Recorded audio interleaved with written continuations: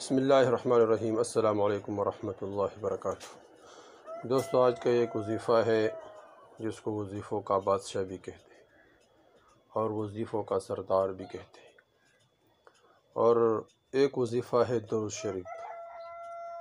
ایک قسم درود شریف ہے، جب بندہ اس کو پڑھتا ہے تو اس کے برکت سے اللہ جل شانہ اس کو 4 انعامات عطا فرما دیتے ہیں۔ اور وہ درود شریف ظہر کی نماز پڑھنا ہے، ہر ظہر کی نماز کے بعد صرف 100 مرتبہ۔ چھوٹا سا درود شریف ہے، اللہم صلی علی محمد وعلی آلہ وبارک وسلم، اللہم صلی علی محمد وعلی آلہ وبارک وسلم۔ یہ درود شریف ہے، اس کو ظہر کی نماز کے بعد صرف اور صرف 100 مرتبہ پڑھنا ہے۔ جو آدمی اس کو ظہر کی نماز کے بعد 100 مرتبہ پڑھتا ہے تو سب سے پہلے انعام یہ ہے کہ ساری زندگی اللہ جل شانہ اس کو کبھی قرض میں گرفتار نہیں کرے گا۔ یعنی گر انسان ہر قسم اس پر حالات آئے گا، لیکن اللہ جل شانہ اس کو قرض سے محفوظ فرمائیں گے۔ تو ایک صحابی بیٹھے ہوئے تھے، حضور صلی اللہ علیہ وسلم اس کے پاس تشریف لے کر آیا تو اللہ کے رسول نے اسے پوچھا، کیوں پریشان ہے؟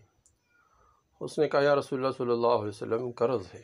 اللہ کے رسول نے فرمایا، ایسا دعا نہ بتاؤ، جب تو اس کو پڑھتا ہے تو اگر پہاڑ کے برابر بھی قرض ہو تو اللہ جل اس کا بندوبست فرمائے۔ تو اس نے عرض کیا، جی ضرور بتائیے۔ تو اللہ کے رسول نے دعا بتائی، اللہم اکفنی بحلالک عن حرامک واغننی بفضلک من سواک۔ تو یہ قرض حضور صلی اللہ علیہ وسلم، جس آدمی نے یہ کہا حضور صلی اللہ علیہ وسلم کو کہ میرے اوپر قرض ہے، تو اللہ کے رسول نے فرمایا عمل کرو۔ تو اس طرح بندہ جب قرضدار ہو جاتے ہیں، پریشان ہو جاتے ہیں، تو اگر بندہ یہ ظہر کے نماز کے بعد اللہم صلی علی محمد وعلی آلہ وبارک وسلم پڑھتا ہے 100 مرتبہ، تو اللہ جل شانہ اس کو قرض سے محفوظ فرمائیں گے۔ اور دوسرا فائدہ یہ ہے، اگر قرض ہو اور ظہر کے نماز کے بعد اس کو 100 مرتبہ پڑھتا رہے تو اگر پہاڑ کے برابر بھی قرض ہو تو اللہ جل شانہ اس کے بندوبست فرمائیں گے۔ اور تیسرا انعام یہ ہے کہ جب بندہ اس کو اللہم صلی علی محمد وعلی آلہ وبارک وسلم ظہر کی نماز کے بعد پڑھتا ہے تو کسی نعمت کا اللہ جل شانہ اسے سوال نہیں کرے گا، کیونکہ انسان قیامت کے دن ہر نعمت کے بارے میں انسان سے پوچھا جائے گا۔ اور اللہ فبأي آلاء ربكما تكذبان، تم اللہ جل شانہ کی کون کون سے نعمتوں کو جھٹلاؤ گے؟ اللہ جل اور دوسری جگہ اللہ جل شانہ فرماتے، اگر تم اللہ جل شانہ کی نعمتوں کو گنتے ہو تو نہیں گن سکتے ہو۔ اللہ کی نعمتیں بے شمار ہے، صبح سے لے کر شام تک، اور ظہر سے لے کر مغرب تک، مغرب سے لے کر عشاء تک، اور عشاء سے لے کر فجر تک، یہ ساری چیزیں ہم استعمال کرتے ہیں، یہ کس کا ہے؟ یہ سارے اللہ جل شانہ کی نعمتیں ہیں۔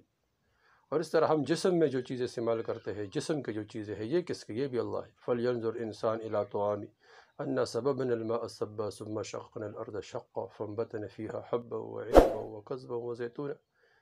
ادھر ادھر نہیں، انسان وہ چیزیں دیکھ لے۔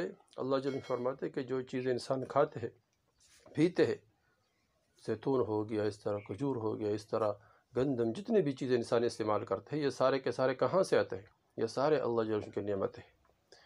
اور نعمت کا پتہ انسان کو تب چلے گا جب وہ نعمت نہ ہو۔ اور پانی ہے، انسان استعمال کرتا ہے تو پتہ نہیں چلتا ہے، لیکن جہاں پانی نہ ہو، اگر انسان کو ضرورت ہو، شدید ضرورت ہو، پھر انسان کو پتہ چلے کہ یہ نعمت کتنی قیمتی ہے۔ بہرحال جب بندہ اس وظیفے کو کرتا ہے ظہر کی نماز کے بعد، اللہ جل شانہ کسی نعمت کا سوال نہیں کرے گا۔ اور اس طرح فرمایا کہ چوتھا انعام یہ ہے، یہ سب سے بڑا و زبردست انعام ہے کہ جنت میں بے حساب داخل ہوگا۔